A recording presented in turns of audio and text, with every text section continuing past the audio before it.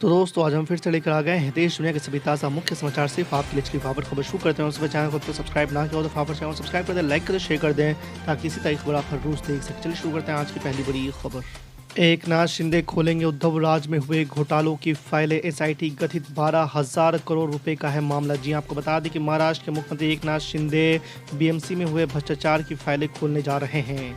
सोमवार को उन्होंने कथित आर्थिक अनियमितताओं की जांच के लिए एसआईटी गठित करने की अनुमति दे दी है। खास बात यह है कि महाराष्ट्र में पूर्व मुख्यमंत्री उद्धव ठाकरे और शिवसेना भारतीय जनता पार्टी के बीच तनातनी का दौर जारी है।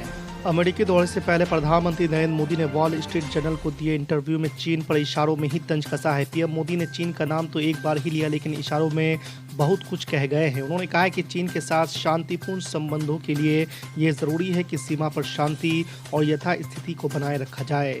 प्रधानमंत्री नरेंद्र मोदी ने कहा कि हमारा यकीन है कि एक दूसरे की संप्रभुता और अखंडता का सम्मान किया जाए, किसी भी तरह के मतभेद और विवाद पर शांतिपूर्ण ढंग से बात की जाए, लेकिन इसके साथ ही भारत अपनी सुरक्षा और संप्रभुता और गरिमा को बचाने के लिए किसी भी हद तक तैयार है। शिवसेना के उद्धव ठाकरे गुट के नेता संजय राउत ने संयुक्त राष्ट्र संघ को पत्र लिखकर दिलचस्प मांग की है। उन्होंने एकनाथ शिंदे गुट की बगावत को याद करते हुए 20 जून की तारीख को विश्व गद्दार दिवस के तौर पर मनाए जाने की मांग की है। आपको बता दें कि बीते साल एकनाथ शिंदे और उनके 40 समर्थक विधायकों ने 20 जून को ही शिवसेना से बगावत की थी। इसके बाद मुख्यमंत्री रहे उद्धव ठाकरे को अपने पद से इस्तीफा देना पड़ा था।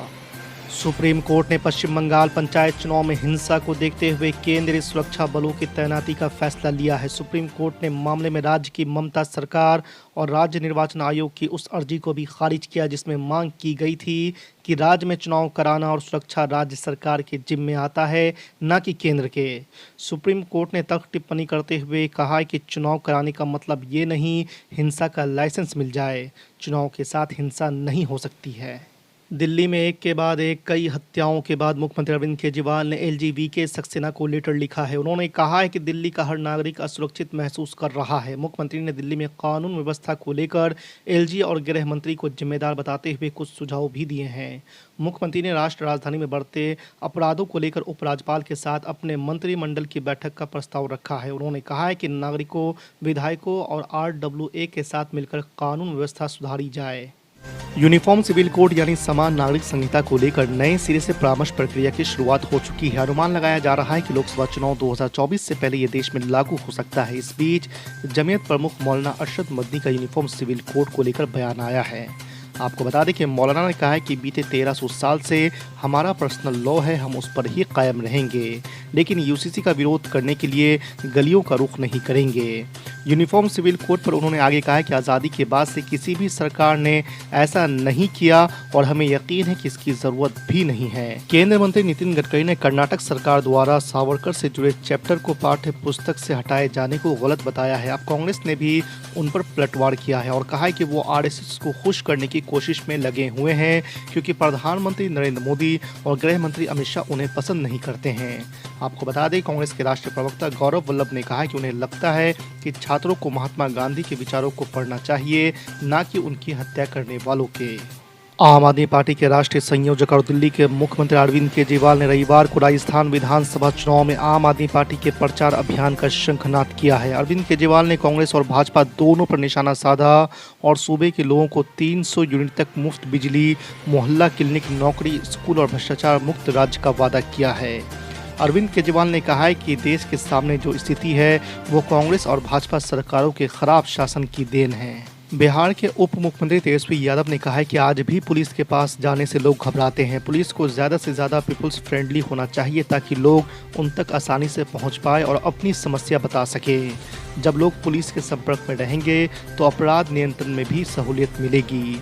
आपको बता दें कि बिहार पुलिस मेंस एसोसिएशन की आम सभा को संबोधित करते हुए डिप्टी सीएम तेजस्वी यादव ने ये बात कही है। ऑल इंडिया मस्जिद इत्तेहादुल मुस्लिमीन के प्रमुख असदुद्दीन ओवैसी ने गुजरात के जूनागढ़ और यूपी के बुलंदशहर में युवक की पिटाई को लेकर निशाना साधा है। असदुद्दीन ओवैसी ने कहा कि जुल्म भी हम पर होगा और जालिम भी हम ही कहलाएंगे। इसके बाद हमको पीटा जाएगा और फिर केस भी हमारे ऊपर ही चलाया जाएगा। आपको बता दें कि असदुद्दीन ओवैसी ने शनिवार को एक के बाद एक कई ट्वीट करते हुए 2 वीडियो शेयर किए हैं। उन्होंने एक वीडियो को बुलंदशहर का बताया है जबकि दूसरे को गुजरात के जूनागढ़ का। प्रधानमंत्री नरेंद्र मोदी ने रेडियो कार्यक्रम मन की बात के अंतर्गत देशवासियों को संबोधित किया। इस बार ये कार्यक्रम एक सप्ताह पहले ही प्रसारित किया गया। आमतौर पर मन की बात का प्रसारण महीने के आखिरी रविवार को होता था। हालांकि इस बार 21 जून से पीएम मोदी का अमेरिका दौरा शुरू हो रहा है, इसलिए ये कार्यक्रम एक सप्ताह पहले ही शेड्यूल कर दिया गया। इस कार्यक्रम में पीएम मोदी ने आपातकाल की बात की। उन्होंने कहा कि लोकतंत्र की जननी कहे जाने वाले भारत में 25 जून काले दिवस के रूप में जाना जाता है। कर्नाटक विधानसभा चुनाव में 136 सीटों पर जीत हासिल करने के बाद से कांग्रेस के हौसले बुलंद है। 4 महीने के अंदर हिमाचल प्रदेश के बाद कांग्रेस ने दूसरे राज्य में ये जीत दर्ज की है, लेकिन कई मायनों में कर्नाटक की जीत उसके लिए संजीवनी की तरह मानी जा रही है। आपको बता दें कि एक तरफ उसे कर्नाटक जैसे बड़े राज्य में जीत मिली है, तो वहीं इससे उसे राज्यसभा सीटों में भी फायदा होगा। इसके अलावा 2024 के लोकसभा चुनाव में भी वो कर्नाटक से उम्मीद लगाए हुए हैं। आपको बता दें कि कांग्रेस को एक आंकड़ा और है जो उत्साहित कर रहा है। विधानसभा चुनाव में उसे मिली जीत को लोकसभा सीटों के हिसाब से देखा जाए तो वह प्रदेश की 21 सीटों पर आगे रही है। दिल्ली के आर के पुरम में रविवार सुबह अज्ञात शूटरों द्वारा गोली मारे जाने से 2 महिलाओं की मौत हो गई है। इस बीच दिल्ली के मुख्यमंत्री अरविंद केजरीवाल ने आर के पुरम की घटना को लेकर कानून व्यवस्था के मुद्दे पर एक बार फिर से उपराज्यपाल पर निशाना साधा है। उन्होंने कहा कि जिन लोगों को दिल्ली की कानून व्यवस्था संभालनी है, वो इसके बजाय पूरी दिल्ली सरकार पर कब्जा करने के षड्यंत्र कर रहे हैं। दिल्ली के लोग अब अपने आप को बहुत असुरक्षित महसूस करने लगे हैं, ऐसा मुख्यमंत्री का कहना है। राजधानी पटना में 23 जून को विपक्षी दलों की बैठक होगी, जिसमें 18 दलों के दिग्गज शामिल होंगे और लोकसभा चुनाव की रणनीति पर चर्चा होगी। लेकिन वही बीजेपी इस बैठक को फ्लॉप करार दे रही है।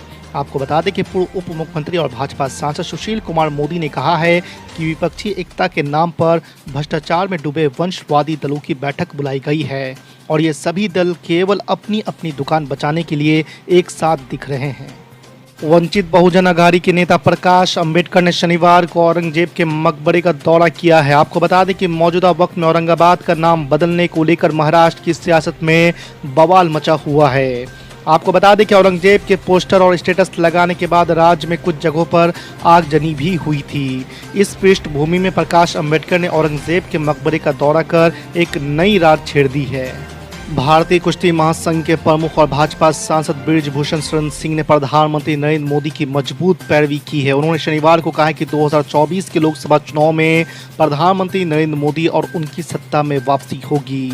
दिल्ली पुलिस की ओर से चार्जशीट दायर करने के बाद बृजभूषण पहली बार मीडिया से बातचीत कर रहे थे।